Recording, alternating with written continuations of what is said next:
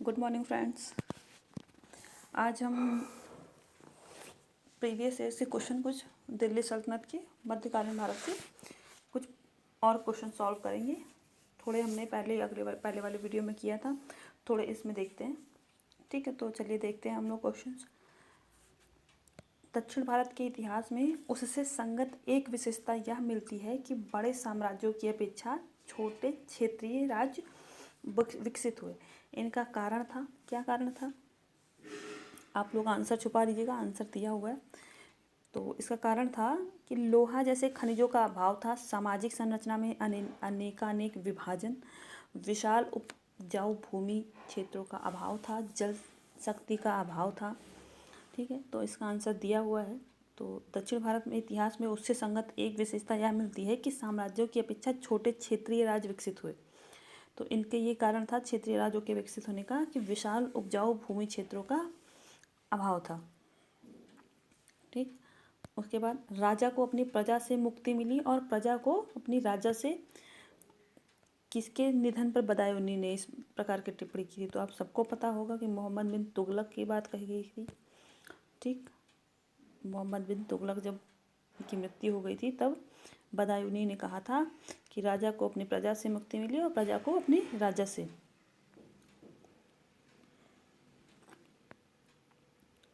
निम्नलिखित कथनों पर विचार कीजिए। जैनुल आबिदीन द्वारा पूरी की गई कश्मीर की जामा मस्जिद की प्रभावकारी विशेषता में शामिल है। क्या शामिल है? कौन सी विशेषता है कश्मीर की जामा मस्जिद की? तो इसमें है, आंसर दिया हुआ है, छुपा के करिएगा। फिर बुर्ज बौद्ध पगोड़ाओं से समानता, बुद्ध पगोड़ाओं से समानता, ये यहाँ पे बुद्ध होगा। और फारसी शैली, इसमें से कौन सा सही है आपको बताना है। तो इसमें जो है वो तीनों सही हैं। कश्मीर की जो जामा मस्जिद है उसमें बुर्ज भी बना हुआ है, उसमें बुद्ध पगोड़ाओं से समानता भी है उसकी, और वो फारसी शैली में बना हुआ है। तो इसका आंसर हो जाएगा बी। आगे देखते हैं, निम्नलिखित युग्मों में से कौन सा एक सही सुमेलित है? तो जहांगीर विलियम हॉकिंस के टाइम पे तो नहीं आया था। ठीक है,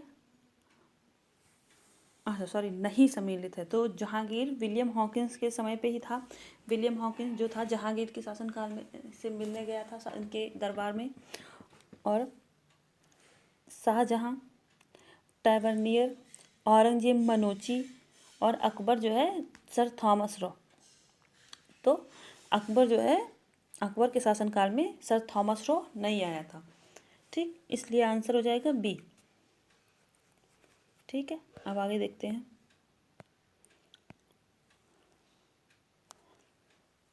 ये जो मैप वाले क्वेश्चन ये पहले आते थे, ये अब जहाँ तक है नहीं पूछे जाते हैं, लेकिन यूपीएससी का कोई भरोसा नहीं है, कभी भी कोई भी क्वेश्चन पूछ सकती है, पीसीएस में आ सकते हैं। तो निम्नलिखित में दिया गया मानचित्र निर्दिष्ट करता है कि पहला है 1601 ईस्वी में खान देश विजय के समय अकबर का राज्य, 1605 ईस्वी में अकबर की मृत्यु के समय उसका राज्य, हैदराबाद विजय के समय औरंगजेब का राज्य, 1707 में औरंगजेब की मृत्यु के समय उसका राज्य। तो आप लोग आंसर सोचिए क्या होगा। तो इसका आंसर हो जाएगा ए, 1601 में खानदेश विजय के समय अकबर का राज्य। फिर आगे देखते हैं नेक्स्ट क्वेश्चन कि निम्नलिखित घटनाओं पर विचार कीजिए। विजयनगर के कृष्णदेवराय का शासनकाल, कुतुब मीनार का निर्माण और पुर्तगालियों का भारत आगमन, फिरोज तुगलक की मृत्यु, इसकी घटनाओं का सही कालानुक्रम तो ये सबको पता होगा कि सबसे पहले गुलाम वंश आया था, तो उसमें कुतुबुद्दीन ऐबक था जिन्होंने कुतुब मीनार का निर्माण प्रारंभ किया था। तो सबसे पहले देख लीजिए, पहला वाला 2 होगा, फर्स्ट नंबर पर 2 सेकंड आएगा। उसके बाद फिरोज शाह तुगलक की मृत्यु हो जाती है, तुगलक वंश। ठीक है, अंग्रेजों वाला पता ही होगा, पुर्तगाली का सबसे लास्ट में आया था जब आधुनिक भारत शुरू होता है तब। तो ये खुद हो जाएगा कि थर्ड नंबर पे पहला होगा और फोर्थ पे थर्ड। तो इस तरह से ये आंसर हो जाएगा इसका 2 4 3 1। तो इसका आंसर हो जाएगा बी, सॉरी ए।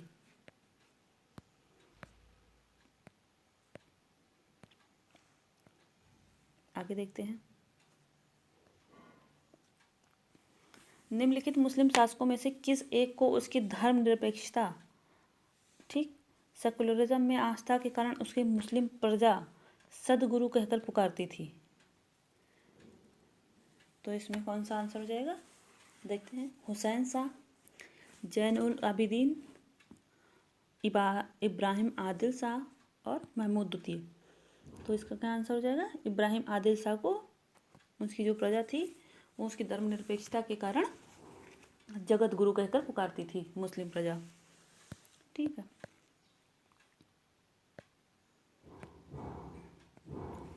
आगे देखते हैं। शाहजहां के बल्ब अभियान का, बल्ब नहीं होगा यहाँ पे, बल्क होगा। तो शाहजहां के बल्क अभियान का उद्देश्य था, बल्क होगा।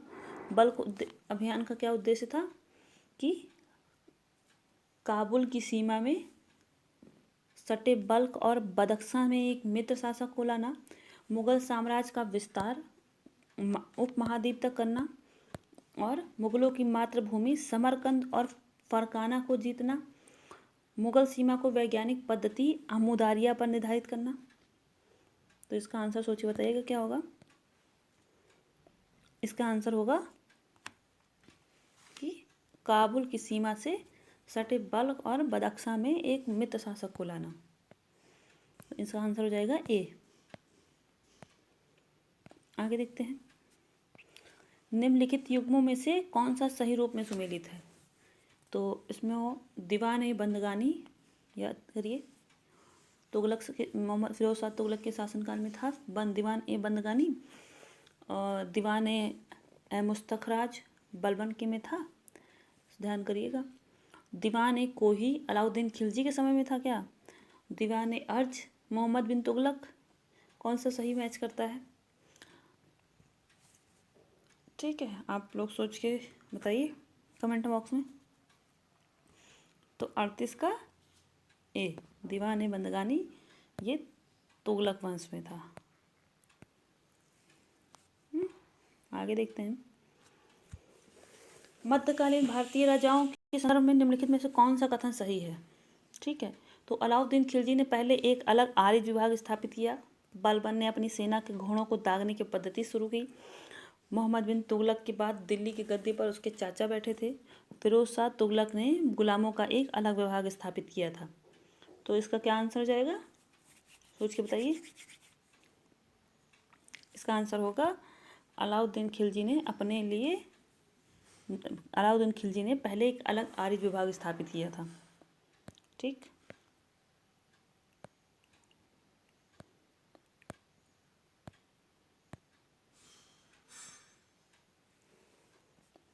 उसके बाद आगे क्वेश्चन देखते हैं।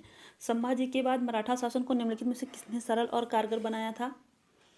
संभाजी के बाद मराठा शासन को निम्नलिखित में से किसने सरल और कारगर बनाया था? तो संभाजी के बाद कौन थे? बालाजी विश्वनाथ।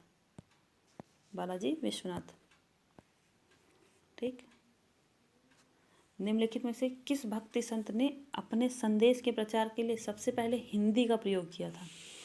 तो कौन था वो जिसने हिंदी का प्रयोग किया था? बताइए। सबसे पहले रामानंद ने अपने संदेश के प्रचार के लिए हिंदी का प्रयोग किया था। मुगल काल में निम्नलिखित बंदरगाहों में से किसे बाबुल मक्का या मक्का द्वार कहा जाता है?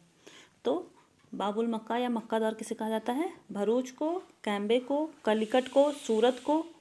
तो बाबुल मक्का कहा जाता है कैम्बे को। ठीक, चंगेज खां के अधीन मंगोलों ने भारत पर आक्रमण किया था, किसके शासन काल में किया था?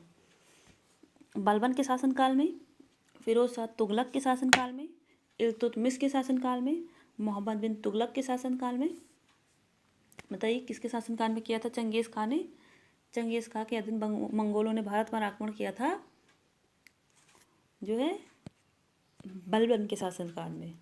ठीक, उसके बाद बाबर को भारत पर आक्रमण करने के लिए आमंत्रित करने वालों में से एक आलम खान बाबर को भारत पर आक्रमण करने के लिए आमंत्रित करने वालों में से एक आलम खान कौन था?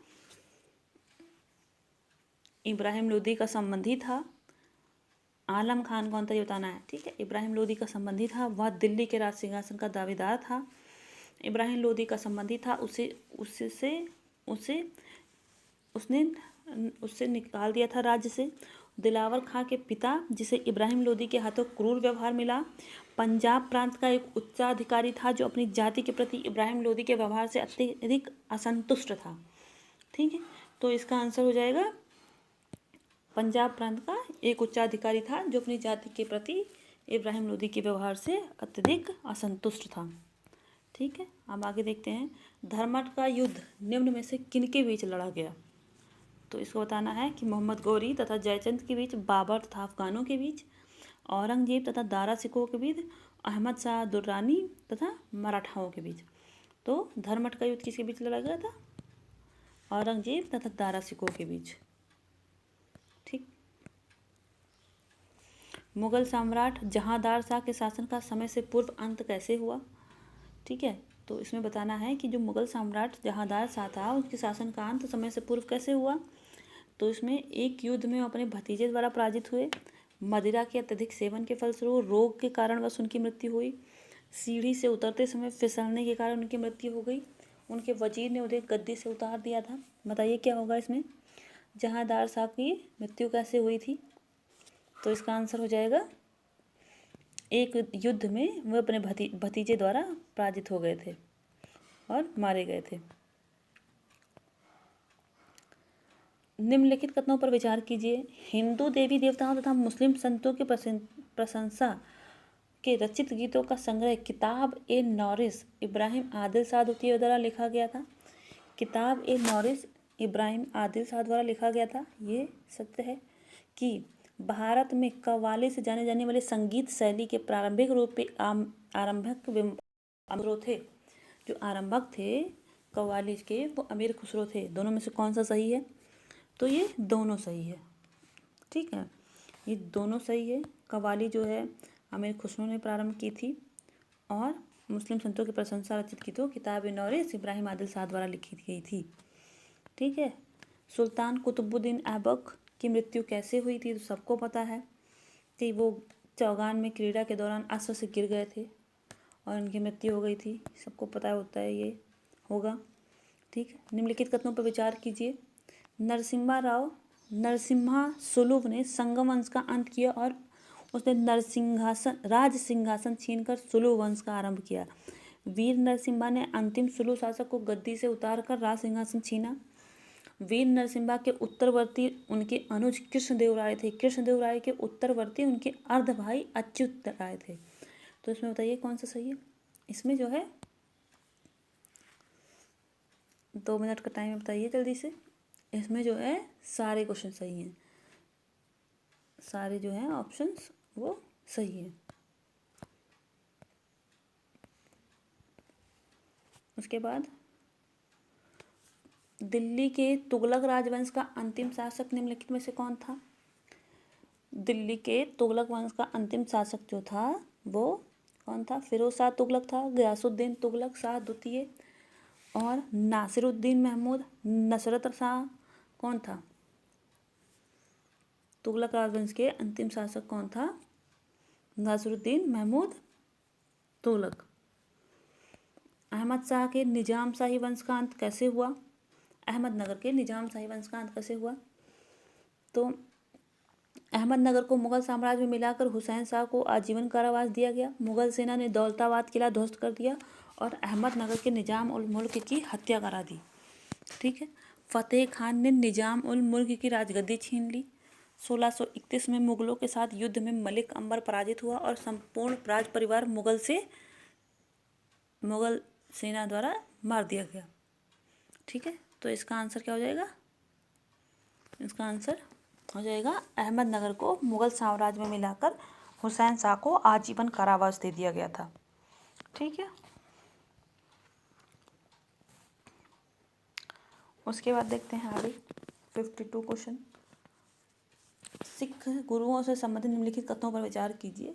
जो बंदा बहादुर को गुरु तेग बहादुर ने सिखों का सैन्य प्रमुख नियुक्त किया। गुरु अर्जुन देव सिख के गुरु और गुरु रामदास के पश्चात बने।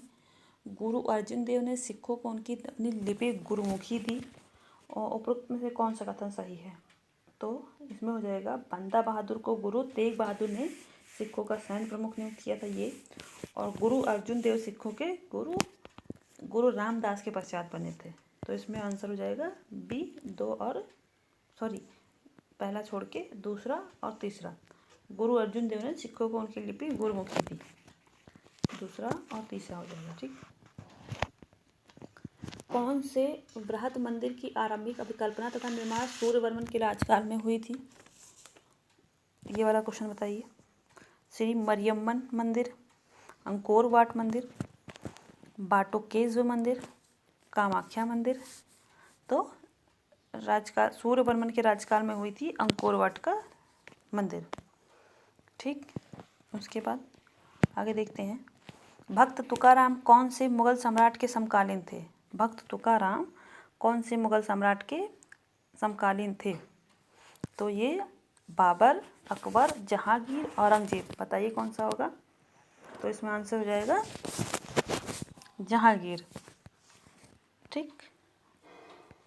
भारत के इतिहास के संदर्भ में अब्दुल हमीद लाहौरी कौन थे?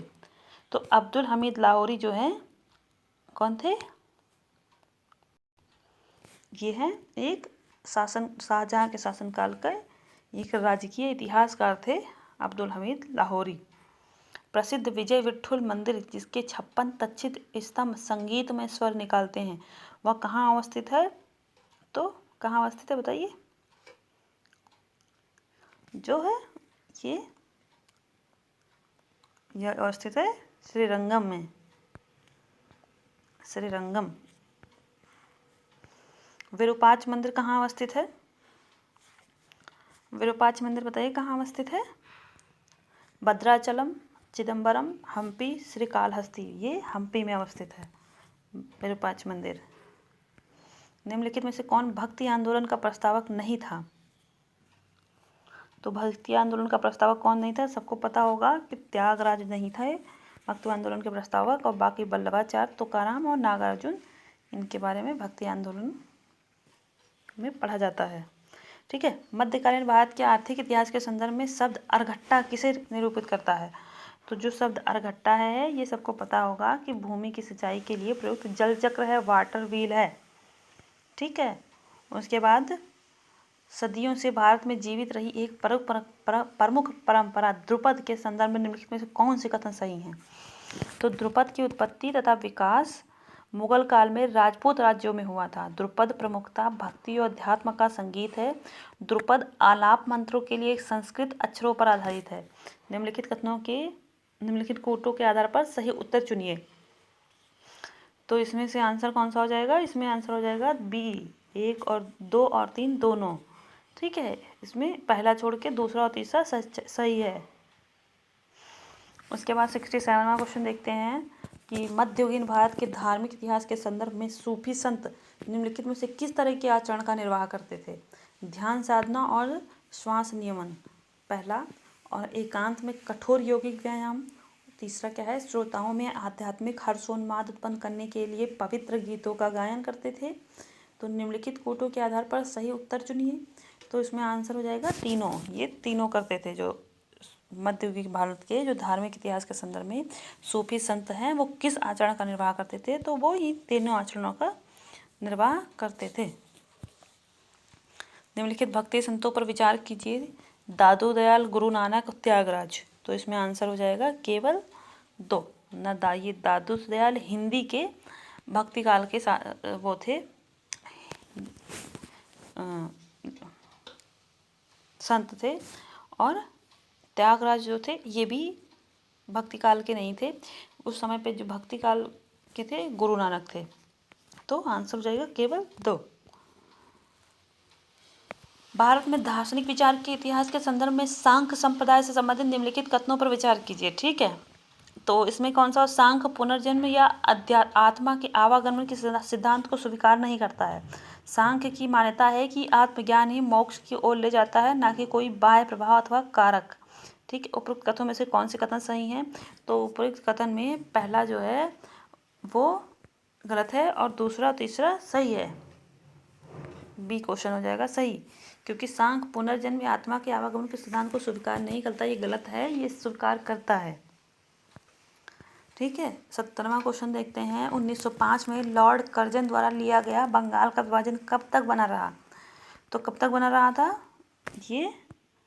ये बना रहा था कि सम्राट जॉर्ज पंचम द्वारा दिल्ली में 1911 के शाही दरबार में जाने तक। ठीक है, आगे देखते हैं कि निम्नलिखित कथनों पर विचार कीजिए। बीजक संत दादू दयाल के उपदेशों का एक संकलन है और पुष्टि मार्ग के दर्शन को माधवाचार्य ने प्रतिपादित किया था। इसमें दोनों ही गलत हैं, ना ए होगा ना बी होगा, तो आंसर हो जाएगा डी। फतेहपुर सीकरी का इबादत खाना क्या था? क्या था फतेहपुर सीकरी का इबादत खाना? ये वह भवन था जिसमें विभिन्न धर्मों के विद्वान अकबर के साथ बैठ के चर्चा करते थे। ठीक है, मध्यकालीन भारत में माहत्तर और पटकिल पदनाम किनके लिए प्रयुक्त किया गया था? तो माहत्तर और पटकिल पदनाम जो है वो ग्राम के मुखिया के लिए प्रयुक्त किया जाता था। उसके बाद निम्नलिखित कथनों पर विचार कीजिए कि बाबर के भारत में आने के फलस्वरूप उपमहाद्वीप में बारूद के उपयोग की शुरुआत हुई। इस क्षेत्र की स्थापत्य कला में मेहराब और गुम्बद बनाने की शुरुआत की हुई। इस क्षेत्र में तिमूरिद राजवंश स्थापित हुआ। ठीक है, तो इसमें क्या हो जाएगा?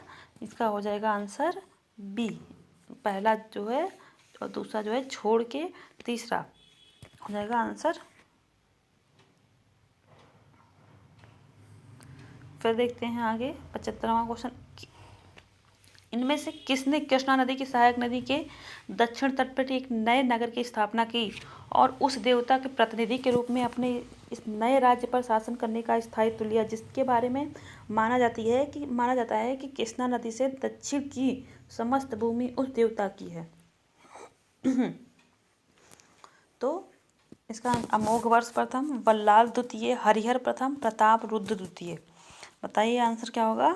इसका आंसर हो जाएगा हरिहर प्रथम। मध्यकालीन भारत के सांस्कृतिक इतिहास के संदर्भ में निम्नलिखित कथनों पर विचार कीजिए।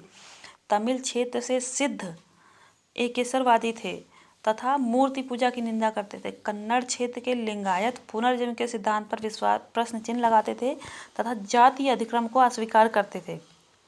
तो कौन सा सही है इसमें? इसमें दोनों सही है, आंसर हो जाएगा सी। ठीक, विजयनगर के शासक कृष्णदेव राय की कराधान व्यवस्था से संबंधित निम्नलिखित कथनों पर विचार कीजिए। तो कृष्णदेव राय की जो कराधान व्यवस्था थी, भूमि की गुणवत्ता के आधार पर भू राजस्व की दर नियत होती थी। कारखानों के निजी स्वामी एक औद्योगिक कर देते थे। इसमें आंसर कौन सा हो जाएगा? ये दोनों सच है कि भूमि की गुणवत्ता के आधार पर भू राजस्व की दर नियत थी और कारखानों के निजी स्वामी जो थे एक औद्योगिक कर भी देते थे। ये दोनों बातें सही हैं। भारतीय इतिहास के मध्यकाल में बंजारे सामान्यतः कौन थे?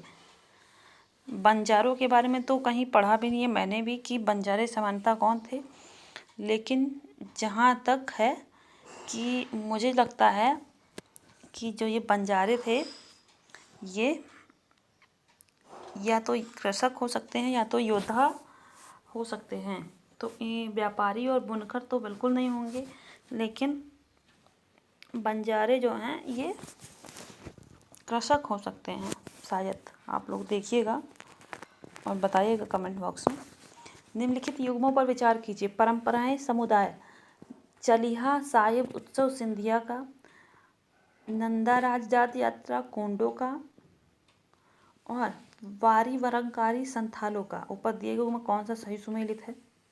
तो इसमें पता ही है अभी वारी वरकारी जो सिख थे उनके बारे में आया था, तो ये सिखों से संबंधित है।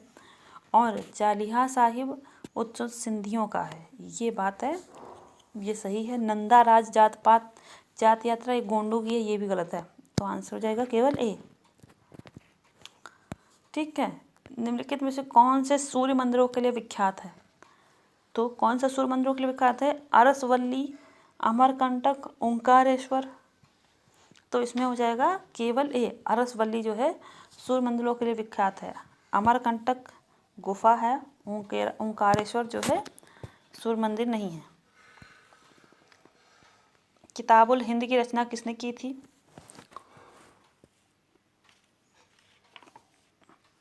तो किताबुल हिंद की रचना जो है किसने की थी बताइए? अलबरूनी ने। किताबुल हिंद की रचना अलबरूनी ने की थी। ठीक, ये नीचे ऑप्शन वाला नीचे आ गया है। तो एक चौथा ऑप्शन, किस सल्तनत कालीन राजा ने अपने अमीरों के बीच बिना दावतों त्योहार के बीच उसकी इजाज़त के बिना दावतों त्योहार मनाने पर रोक लगा दी थी?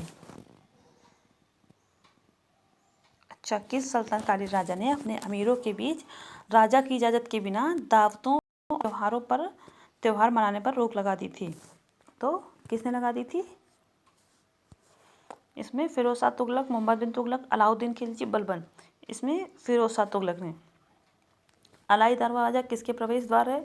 अलाई दरवाज़ा किसका प्रवेश द्वार है बताइए? तो अलाई दरवाज़ा जो है वो कुतुब मीनार का प्रवेश द्वार है। बाबर ने भारत का सबसे शक्तिशाली राजा किसे बताया है? तो बाबर ने भारत का सबसे शक्तिशाली राजा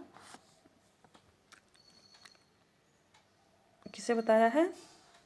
कृष्णदेव राय को। उसके बाद निम्नलिखित शहरों में से एक प्रसिद्ध स्मारक रूमी दरवाज़ा, एक मिनट, रूमी दरवाज़ा कहाँ स्थित है? तो रूमी दरवाज़ा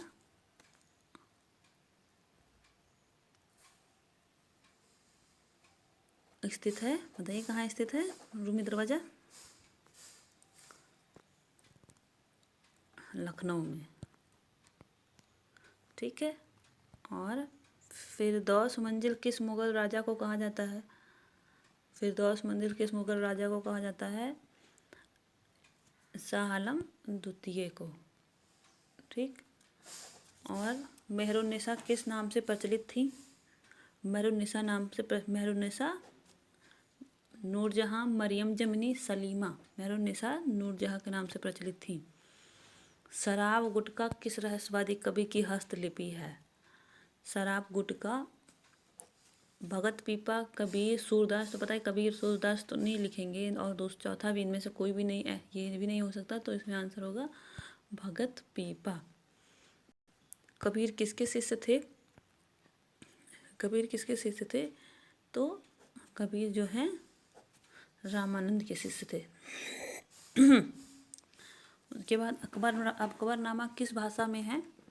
तो अकबरनामा फारसी भाषा में है। अकबरनामा किस भाषा में है? अकबरनामा फारसी भाषा में है। और मोहम्मद गौरी का अंतिम अभियान किसके खिलाफ था? तो मोहम्मद गौरी का अंतिम अभियान गोखरों के खिलाफ था। ठीक है। और उसके बाद आगे देखते हैं, महमूद गजनवी के साथ कौन भारत आया था? महमूद गजनवी के साथ भारत कौन आया था?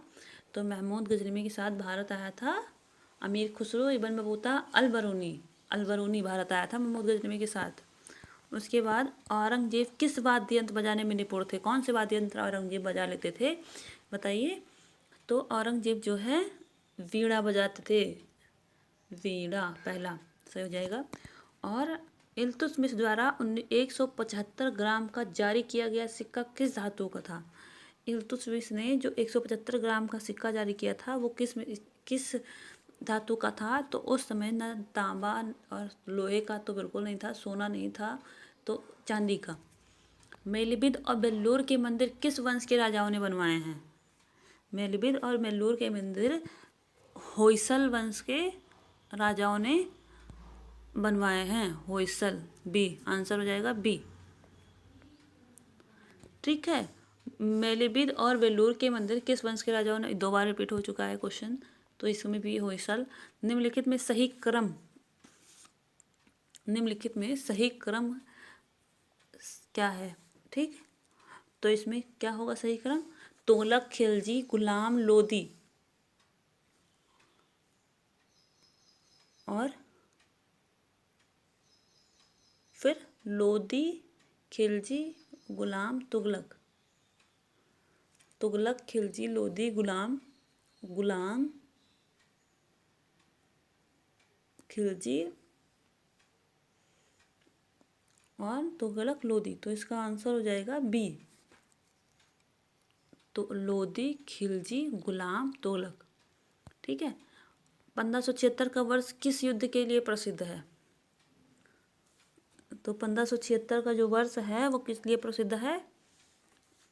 इसमें से किसी के लिए भी नहीं प्रसिद्ध है।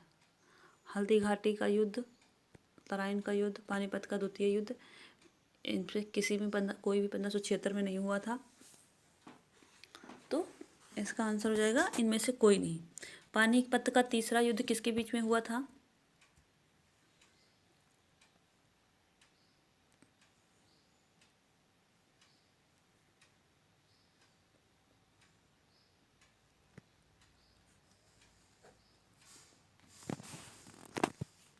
पानीपत का तीसरा युद्ध किसके बीच में हुआ था बताइए? 28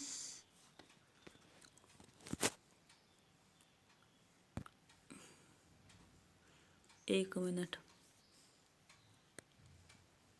राजपूत और मराठा। ठीक है। तो राजपूत और अफगानों के बीच में हुआ था। जो पानीपत का तीसरा युद्ध है वो राजपूत और अफगानों के बीच में हुआ था।